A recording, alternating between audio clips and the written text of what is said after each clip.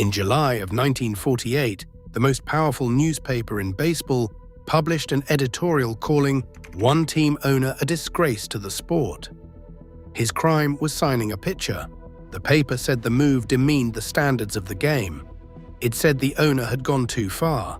It called the whole thing a cheap stunt from a man addicted to attention. And almost everyone in baseball agreed. There was just one problem. The owner was right.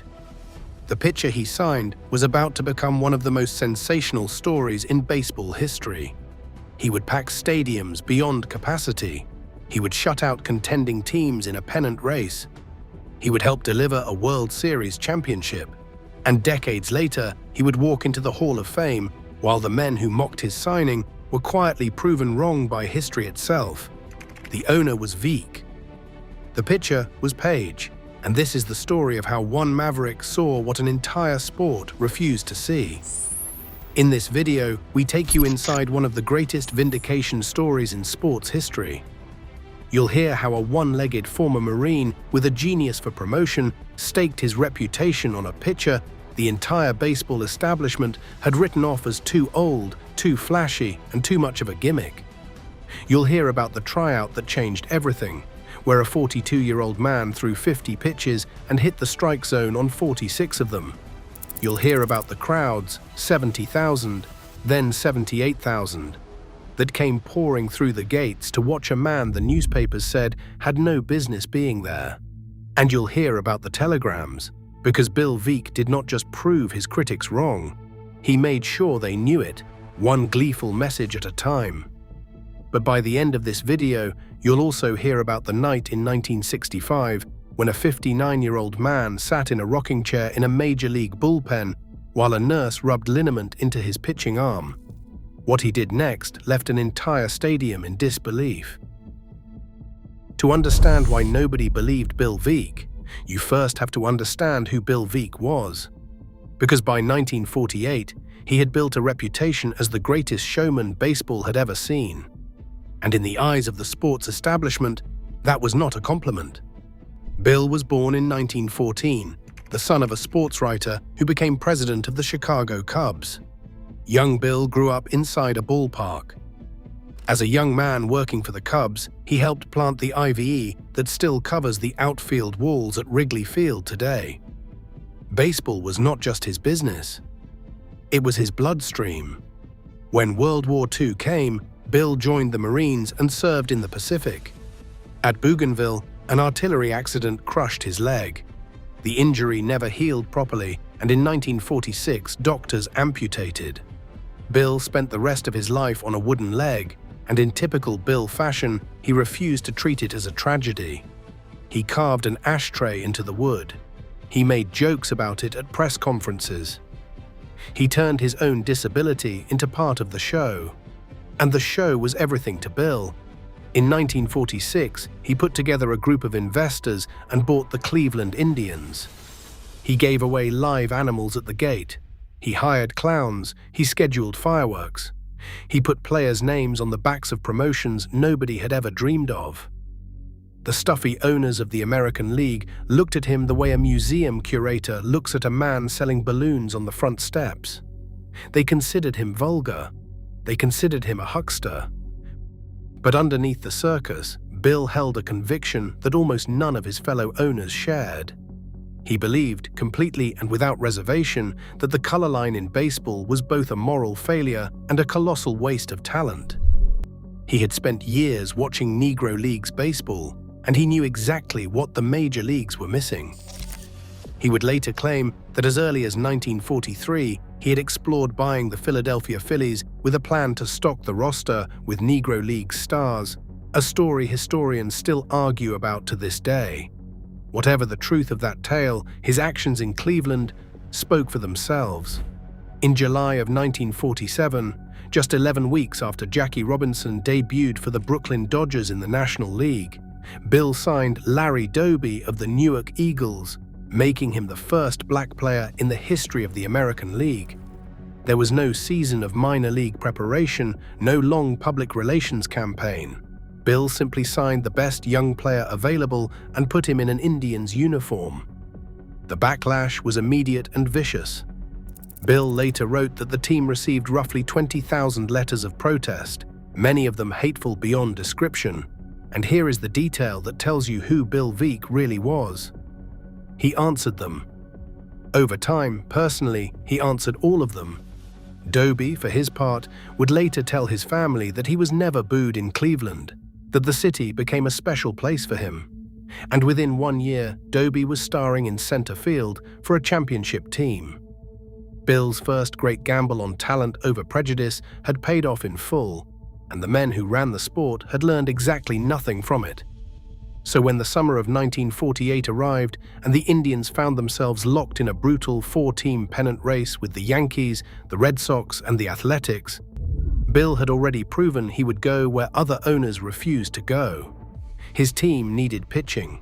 His scouts told him the best arm available did not belong to any prospect in the minor leagues. It belonged to a 42-year-old man who had been the most famous pitcher in America for 2 decades. A man the major leagues had locked out for his entire prime. His name was Leroy Page, though nobody called him that. As a boy in Mobile, Alabama, he had earned pocket money carrying bags at the train station, and the nickname that came from those satchels followed him for the rest of his life. Satchel Paige began pitching professionally in 1926 with the Chattanooga Black Lookouts. Over the next 2 decades, he became the single biggest drawing card in black baseball, a legend whose exploits blurred the line between fact and folklore. By his own accounting, he pitched in more than 2,500 games and won close to 2,000 of them. He claimed dozens of no-hitters. He claimed seasons where he pitched well over 100 games, traveling town to town, league to league, country to country, as many as 30,000 miles in a single year. The numbers were impossible to verify, the talent was not. Joe DiMaggio faced Page in exhibition games and called him the best and fastest pitcher he had ever seen. Bob Feller, who barnstormed against him repeatedly, marveled that Page could throw the ball through a keyhole. On town tours, Page would sometimes call his outfielders in and have them sit down behind the mound, then strike out the side while the crowd howled. His control was so legendary that teammates would place a gum wrapper on the ground and watch him throw pitch after pitch directly over it. And then there was the arsenal. Page did not just throw pitches, he named them, marketed them, and turned them into part of the performance. There was the b-ball, the wobbly ball, the whipsy-dipsy-do, and the nothing ball, each one delivered from a wind-up that seemed to change shape mid-motion.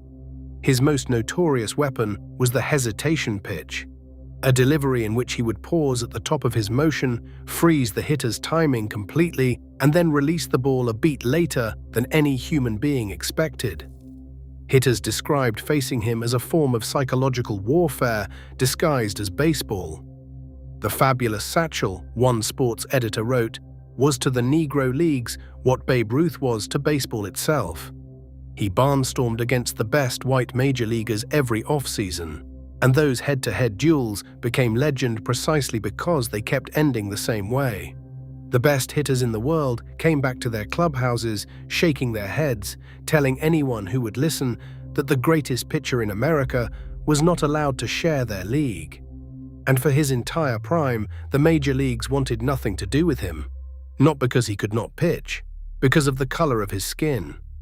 Page spent the greatest years any pitcher may have ever had performing in front of crowds that Major League Baseball pretended did not exist. Dominating hitters the record books were never allowed to count. By the time Jackie Robinson broke the color line in 1947, Page was already past 40. And that fact stung him in a way few people appreciated. He had been the standard bearer, the man whose brilliance made the case for integration year after year. Now the door was finally open, and the assumption everywhere was that he had arrived at it too late, too old, finished, a museum piece. Bill Veeck did not believe that for a second. In truth, Bill had considered signing Page as early as 1947 and held off for a reason that would soon become bitterly ironic. He feared that signing a 41-year-old legend would be dismissed as a publicity stunt, and he did not want anything to cheapen Doby's arrival. But by July of 1948, The pennant race had changed the calculation. The Indians needed an arm.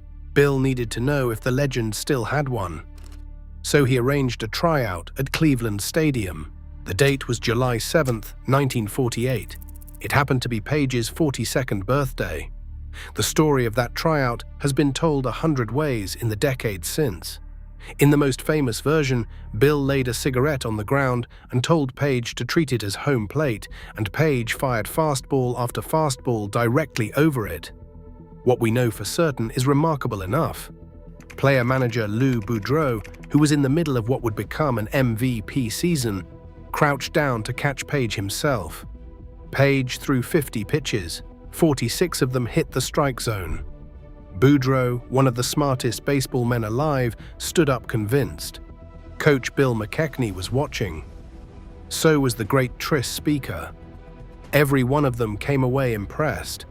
Paige himself summed up his own evolution with typical style.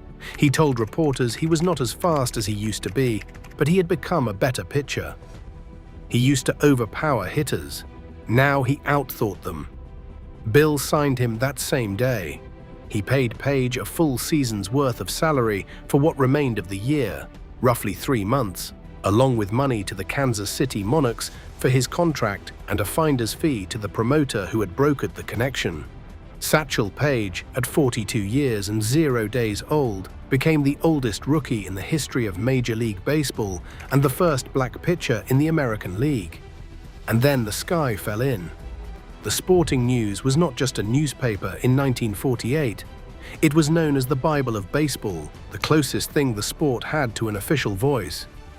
Its publisher, J.G. Taylor Spink, was arguably the most influential press figure in the game. And when the news broke that Bill had signed Paige, Spink reached for his heaviest artillery. In a blistering editorial, Spink declared that Bill had gone too far in his quest for publicity, and that the signing had done the American League absolutely no good in the court of public opinion. He mocked Paige's age, noting that while Paige claimed to be 42, there were reports he was somewhere in the neighborhood of 50. Then came the line that would follow Spink for the rest of his life and beyond. To sign a hurler at Paige's age, he wrote, was to demean the standards of baseball in the big circuits. Spink even acknowledged the racial dimension himself, writing that he suspected if Satchel were white, Bill would never have given him a second thought. He meant it as an accusation of stunt casting. History would read it very differently. Bill's response was simple and devastating. He told reporters that if Satch were white, he would have been in the major leagues 25 years earlier, and the question would never have come up at all. But Bill was nearly alone. Around the league, the signing was widely ridiculed as exactly what Spink said it was, a carnival act from a carnival owner. The skeptics felt they had every reason for confidence. No rookie in history had ever been this old. The idea that a man in his 40s could get major league hitters out in the heat of a pennant race struck the baseball establishment as fantasy. 2 days later, the fantasy took the mound. On July 9, 1948, in front of more than 34,000 fans at Cleveland's Municipal Stadium, Boudreau waved Satchel Paige in from the bullpen to relieve Bob Lemon against the St. Louis Browns. Decades of waiting ended with a slow, easy walk to the mound, the same unhurried stroll that had entertained crowds from Mobile to Mexico. Paige threw 2 scoreless innings. The crowd roared. One Cleveland columnist wrote that of all the entertainment Bill Veeck had ever provided the public, this was the best. Through July, Boudreau used Paige carefully out of the bullpen, and Paige rewarded him with an earned run average around 2. But the real test was coming. The Indians were in a dogfight, and eventually a team in a dogfight needs its pitchers to start. On August 3rd, with Cleveland sitting 1 game out of first place, Boudreau handed Paige the ball against the Washington Senators. What happened that night announced that this was no sideshow. A crowd of 72,562 people packed Municipal Stadium, setting a new attendance record for a night game in Major League history. Paige was visibly nervous early, walking 2 of the first 3 hitters and falling behind by 2 runs. And then the decades of experience took over. He settled, he carved, he frustrated Washington's hitters with that maddening assortment of speeds and angles. And by the time he left the game in the 7th inning, Cleveland led 4-2. The Indians held on. Victory number 2 for the old man. His next start came on the road at Comiskey Park in Chicago. 51,013 people paid to get in. Thousands more did not bother paying. They stormed the turnstiles and crashed the gates, overwhelming the ticket takers, desperate to see the legend with their own eyes. Paige gave them everything. He went the full 9 innings and shut out the White Sox 5-0, single-handedly demolishing the theory that a complete game was beyond a man his age. And then came the night that turned Vindication into legend. August 20th, 1948. The White Sox again, this time in Cleveland. The Indians were locked in the thick of the pennant race, and the city had lost its mind over Satchel Paige. 78,382 people came through the gates that night, the largest crowd ever to attend a night game in the history of baseball. Paige responded with a 3-hit shutout, winning 1-0. Think about what that means. In the span of 17 days, roughly 200,000 people had paid to watch a 42-year-old rookie pitch. He had rewarded them with 2 shutouts and a comeback win in the middle of one of the tightest pennant races the American League had ever seen. And Bill Veeck was having the time of his life. Because Bill did not just want to be right, he wanted J.G. Taylor Spink to know he was right. After Paige's dazzling performances, Bill fired off a telegram directly to the publisher of the Sporting News. The message reported that Paige was pitching, that he had allowed no runs and 3 hits, and that he was definitely in line for the Sporting News Rookie of the Year award. Bill signed it with his regards. It may be the greatest piece of trash talk in the history of baseball ownership. Bill took the very award Spink's own newspaper handed out and dangled the humiliated editorial in front of him with it. And even then, with the evidence piling up week after week, Spink refused to bend. After Paige had already won 5 games, the Sporting News published yet another editorial criticizing the signing. When confronted with Paige's success, Spink deflected, claiming the quality of Major League play had simply become weaker than ever. Anything, apparently, was easier than admitting Bill Veeck had been right. Paige finished the 1948 season with 6 wins against a single loss. His earned run average was 2.48. He threw 2 shutouts. In 72 2/3 innings, he struck out 43 hitters and allowed just 61 hits. Paige would later look back on Spink's famous editorial with the driest humor imaginable, remarking that he had demeaned the big leagues considerably that year, winning 6 and losing 1. The league office itself paid Paige a strange sort of tribute that season. His famous hesitation pitch was baffling American League hitters so badly that League President Mr. Harridge stepped in and ruled the delivery illegal, declaring that if Paige threw it again, it would be called a balk. Paige's reaction was pure Satchel. He mused that Mr. Harridge apparently did not want him showing up boys who were young enough to be his sons. Think about the absurdity of the situation. A pitcher the establishment had dismissed as a washed-up novelty act was so effective that the league changed its rules to slow him down. There was even serious discussion of Paige winning Rookie of the Year, exactly as Bill's telegram had taunted. Paige regarded the idea with disdain, wondering aloud which year of his 20-plus seasons of professional dominance the voters considered his rookie campaign. The award went elsewhere, but the point had been made. And the season was not done delivering.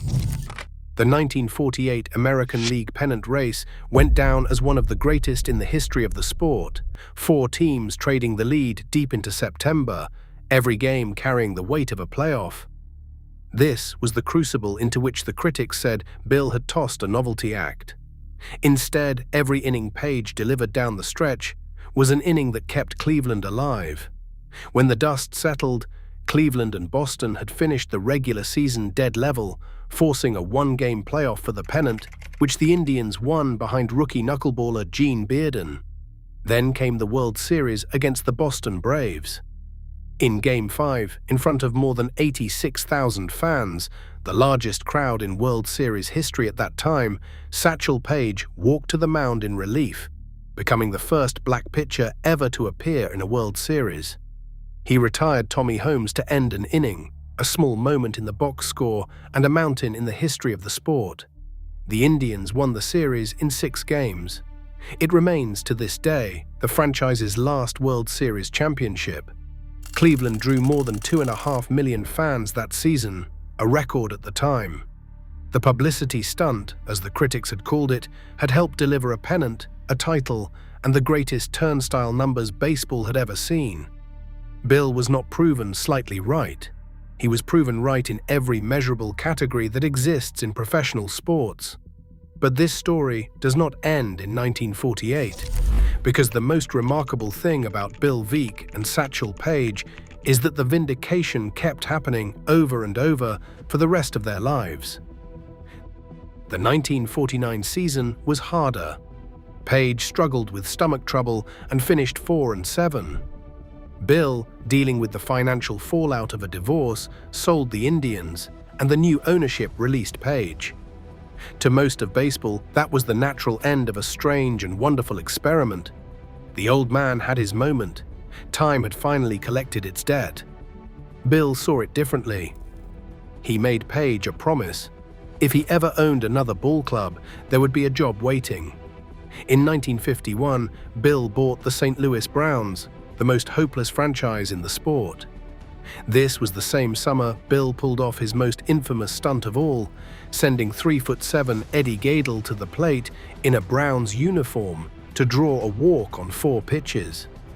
So when Bill made good on his promise that July and brought the 45-year-old Paige back to the major leagues, the baseball world rolled its eyes all over again. Of course he did. Another circus act for the Carnival Man.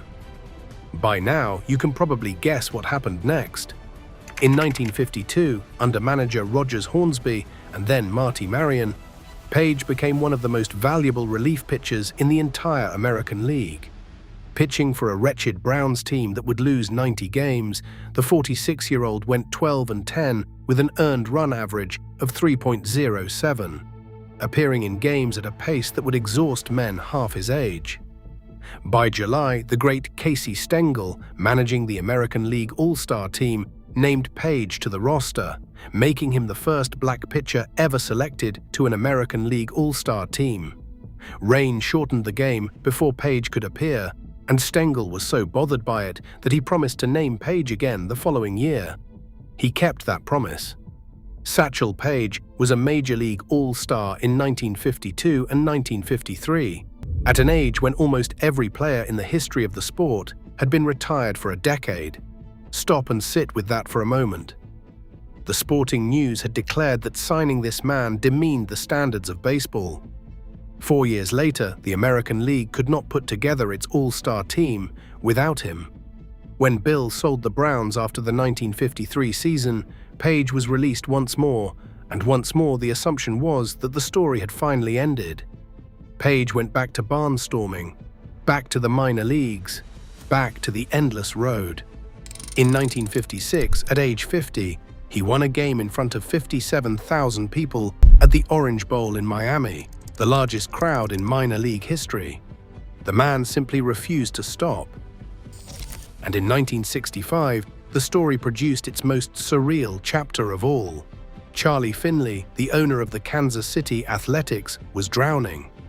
His team was buried in last place and drawing crowds so small they were almost invisible. 2 nights before the stunt we are about to describe, exactly 690 fans had shown up to watch the Athletics play. Finley, borrowing shamelessly from the Bill Veeck playbook, cooked up an idea. He signed Satchel Paige to a contract to pitch in 1 game. Paige was 59 years old. On September 25, 1965, the visiting Boston Red Sox took batting practice at Municipal Stadium in Kansas City and noticed something strange down the right field line. There was a man sitting in a rocking chair in the bullpen, with a nurse beside him rubbing liniment into his right arm. The Boston players asked their traveling secretary if someone was sick. The secretary explained that the man in the rocking chair was Satchel Paige and that he would be pitching 3 innings against them that night. Finley leaned into the theater with everything he had. He invited a group of Negro Leagues immortals to be honored before the game. Men like Cool Papa Bell and Buck O'Neill, legends who had shared fields with Paige decades earlier. Between innings, the nurse served Paige coffee, and Paige joked that at his age, he was close enough to being below ground level as it was. The whole spectacle was billed as Satchel Paige Appreciation Night, and more than 9,000 fans showed up, quadrupling the attendance from 2 nights before. Somewhere in those bleachers sat a young boy from Independence, Missouri named Rick Sutcliffe, a future Cy Young Award winner who would say decades later that watching that night had something to do with him wanting to become a baseball player at all. Nobody knew whether to laugh or worry.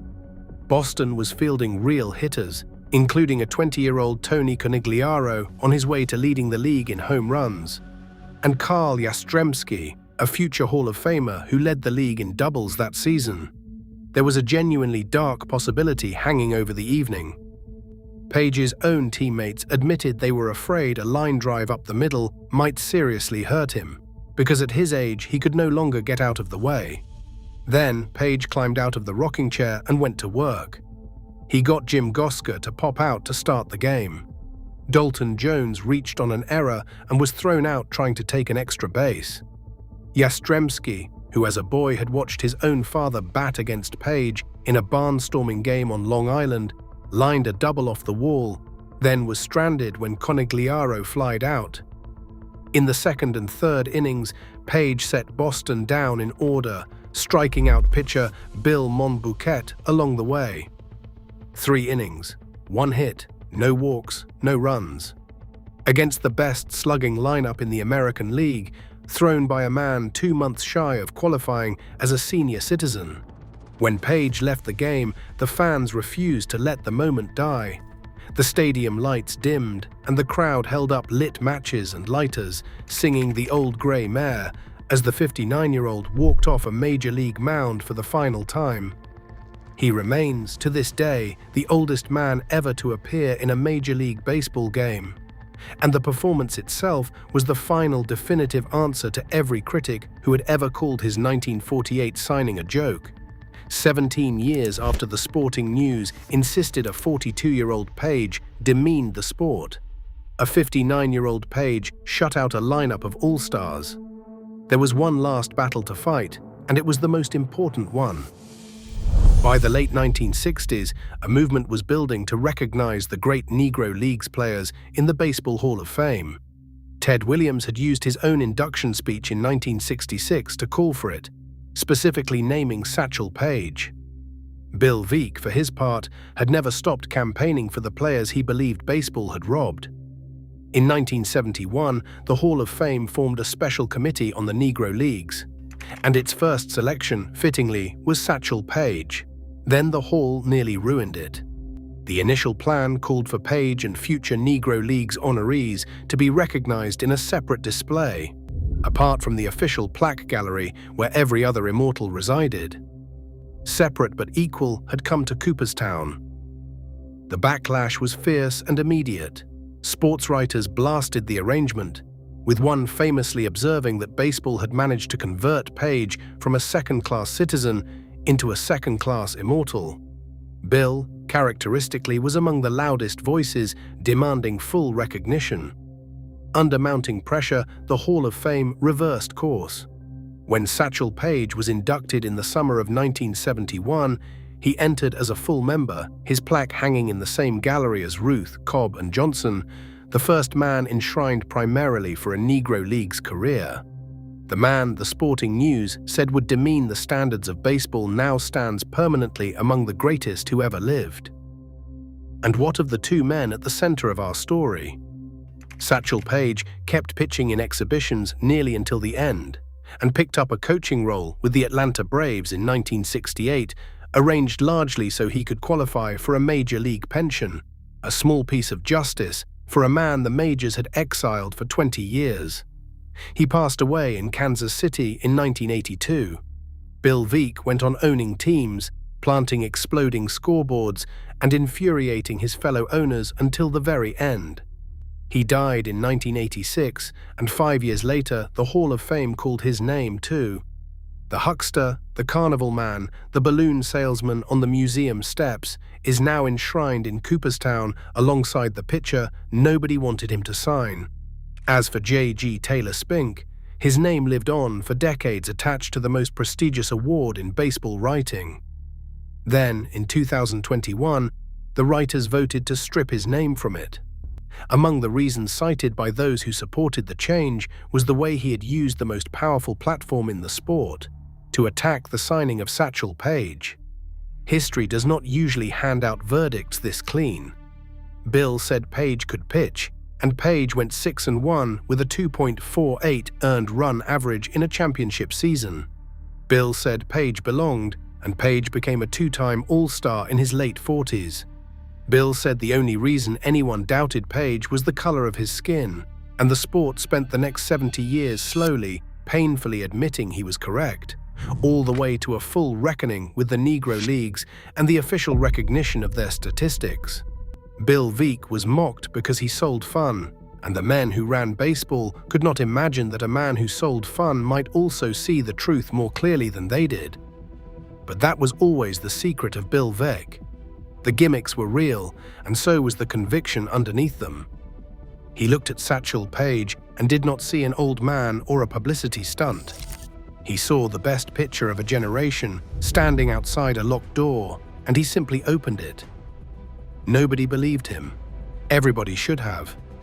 And the beautiful part is that Bill never needed their belief. He had the box scores, the turnstile counts, and a World Series ring. The receipts did the arguing for him. And there you have it, the story of how Bill Veeck bet his reputation on a 42-year-old rookie, how Satchel Paige repaid that faith with one of the most astonishing runs in baseball history, and how the loudest voices in the sport spent decades learning that the carnival man had been right all along. From the cigarette on the ground at that birthday tryout, to the 78,000 fans on an August night in Cleveland, to a rocking chair in a Kansas City bullpen, this is what Vindication looks like when it plays out over an entire lifetime. Like and subscribe for more baseball documentaries. Until next time.